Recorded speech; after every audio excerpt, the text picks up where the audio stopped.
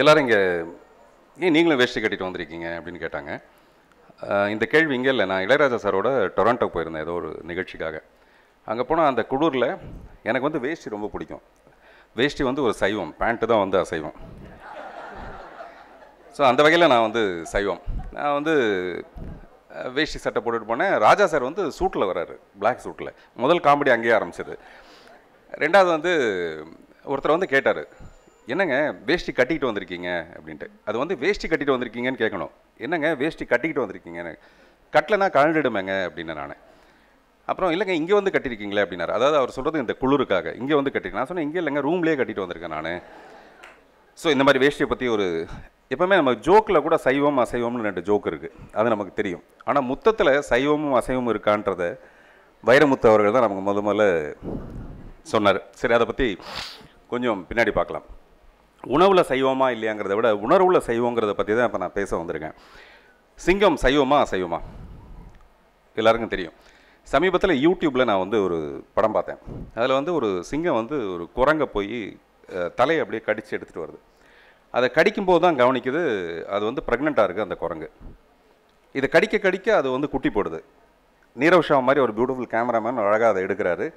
விஜய் மாதிரி ஒரு director short cut பண்ணுறாரு. அதாவது அப்படியே பார்க்குது. பார்த்தா அந்த குட்டி கீழே விழுறது, அது தடுமாறி போகிறது. பின்னாடி போய் என்ன பண்ணுதுன்னா இந்த குரங்கு அப்படியே விட்டுடுச்சு. அந்த குட்டியை போய் மேலே தூக்கிட்டு வருது, அது கவ்வி அப்படியே தூக்கிட்டு வருது. அந்த குட்டிக்கு வந்து என்ன பண்ணுறது தெரியல, அது வந்து இது சிங்கம்னு கூட அதுக்கு தெரியாது. அது அப்படியே தடவி கொடுக்குது. அதுக்கப்புறம் இன்னொரு சிங்கம் வருது இந்த குட்டியை பார்த்தோன்னே. வந்தால் இந்த சிங்கம் அதை விரட்டி விட்டுட்டு இந்த குட்டியை எடுத்துகிட்டு போய் பக்கத்தில் வச்சுக்குது.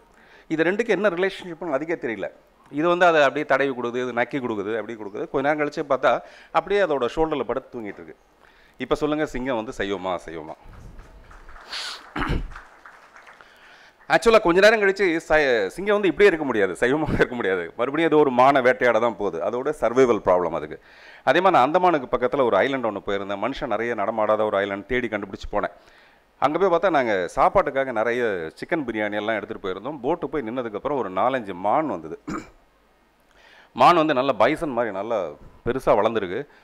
வந்தோடனே எங்களை முட்டி மோதி எங்கள் கையில் இருந்த பேக்கை எடுத்துகிட்டு போயிடுச்சு, அப்படியே இழுத்துட்டு போயிடுச்சு. மான் கராத்தையை ஃபைட் பண்ணி எங்ககிட்ட இருக்க பேக்கை எடுத்துகிட்டு போயிடுச்சு. நாங்கள் நினச்சிருந்தோம் அது வந்து சிக்கன் பிரியாணி தானே, மான் எங்கே சாப்பிட போகுதுன்னு. கொஞ்ச நேரம் கழிச்சு பார்த்தா அந்த பேக்கெட்லாம் பிரித்து அந்த சிக்கன் பிரியாணியை சாப்பிட்டுட்டு இருக்கு அந்த மான். அங்கே வேறு எதுவும் கிடைக்கல. அதுக்கு வந்து அதோட சர்வைவல் ப்ராப்ளம். இப்போ வந்து மான் சைவமா அசைவமா? ஸோ இது எல்லாமே சூழ்நிலையை சம்மந்தப்பட்ட விஷயந்தான். ஆனால் ஒரு மனுஷன் எங்கே சைவமாக இருக்கணும்னா உணர்வு ரீதியாக மட்டுமே சைவமாக இருக்கணும்னு நினைக்கிறேன். இப்போ சமீபத்தில் எலெக்ஷன் வரப்போது சைவமாக இருக்கிறதுங்கிறது வந்து காசு வாங்காமல் ஓட்டு போடுறது தான் சைவமாக இருக்கிறது. இப்போ கைத்தட்டலாம், நீங்கள் கைத்தட்டலன்னு நீங்களாம் காசு வாங்க போகிறீங்கன்னு அர்த்தமாயிடும். அதே மாதிரி டைரக்டர்ஸில் வந்து விஜயை விட சைவமான ஒரு ஆளை நான் பார்த்ததே கிடையாது. என்ன மாதிரி நிறைய அசைவ டைரக்டர்ஸ்லாம் இருப்பாங்க. படங்களில் வந்து நிறைய வன்முறை அதெல்லாமே இருக்கும். அப்புறம் எதுக்கோ அது ஒரு சொல்யூஷன் சொல்லுவோம், இல்லை எங்கேயோ ஒரு இடத்துல சமாளிப்போம், அதெல்லாம் வேறு விஷயம்.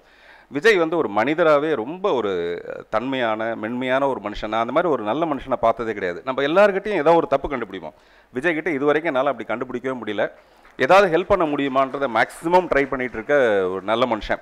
இப்போ நான் வித்தகன் படத்தில் எனக்கு வந்து இந்த ஸ்டேஜுக்கு வரத்துக்கு ஒரு 4-5 ஆர்டிஸ்ட் தான் நல்லாயிருக்கும் அப்படின்னு கேட்டோன்னே ஆமி ஜாக்சனுக்கு வந்து அவரே டிக்கெட் போட்டு, ஃப்ளைட்டில் டிக்கெட் போட்டு, அவரே இங்கே ரூம் போட்டு, அவரே இங்கே கொண்டு வந்து ஸ்டேஜில் கொண்டு வந்து நிற்க வச்சார். அதுக்கான செலவை பற்றி நான் சொல்ல, அந்த நல்ல மனசை பற்றி நான் சொல்கிறேன். ஸோ அந்த மாதிரி தேடி கண்டுபிடிச்சி யாருக்காவது நல்லது செய்ய முடியுமான்னு நினைக்கிற விஜய், அவருடைய படங்களில் அதோட ரெஃப்ளெக்ஷன் அது அப்படி தான் இருக்கும். அது வேறு ஒன்றும் பண்ண முடியாது. அப்புறம் ஏஎல் அழகப்பன் தான் இந்த படத்தை ப்ரொடியூஸ் பண்ணாருன்னு சொன்னாங்க. எனக்கு அதை விட பெருமை வந்து அவர் வந்து விஜயை ப்ரொடியூஸ் பண்ணது தான் பெரிய விஷயம். இந்த படத்தை ப்ரொடியூஸ் பண்ணுறது சாதாரணமான விஷயம். ஸோ விஜயை பற்றி எனக்கு ரொம்ப அவர் மேலே ஒரு காதல் கூட உண்டு எனக்கு. ஏன் உண்டுன்னா, திருவள்ளுவர் வந்து சைவமா அசைவமானு எனக்கு தெரியாது. ஆனால் இவர் வந்து திருவள்ளுவரோட பெரிய ஆள். திருவள்ளுவருக்கு வந்து அறத்துப்பால், பொருட்பால், காமத்துப்பால் 3 தான் தெரியும். ஆனால் இவருக்கு அமலாப்பாலை கூட தெரியும். இவ்வளோ அமைதியான ஒரு சாந்தமான ஒரு மனுஷனோட வாழ்க்கை ரொம்ப அன்பாகவும் அமைதியாகவே நடக்கணும். முத்தத்தில் மட்டும் நீங்கள் வந்து சைவமாக இருக்கக்கூடாது. அப்புறம் அமலாக்க பிரிவில் வந்து உங்கள் மேலே வந்து கேஸ் போடுவாங்க. அமலாக்க பிரிவுன்றது ப்ரொஹிபிஷன் என்ஃபோர்ஸ்மெண்ட் கேஸ் போடுவாங்க. ஸோ இந்த படம் மிகப்பெரிய வெற்றியான நாசர் பிரசாரை பற்றிலாம் சொல்லணும்னு அவசியம் இல்லை. அவருக்கு என்னுடைய முதல் படத்தில் ரொம்ப முக்கியமான ஒரு பங்கு வகிச்சிருப்பார். அதே மாதிரி இந்த குழந்தை சாரான்ற ஒரு குழந்தையும் தெய்வமும் ஒன்றுன்னு சொல்லுவாங்க. இந்த படத்தில் ஒரு தெய்வமே நடிச்சிருக்கிறதுனால நிச்சயமாக இந்த படத்துக்கு நேஷனல் அவார்டு கிடைக்கும். நன்றி, வணக்கம்.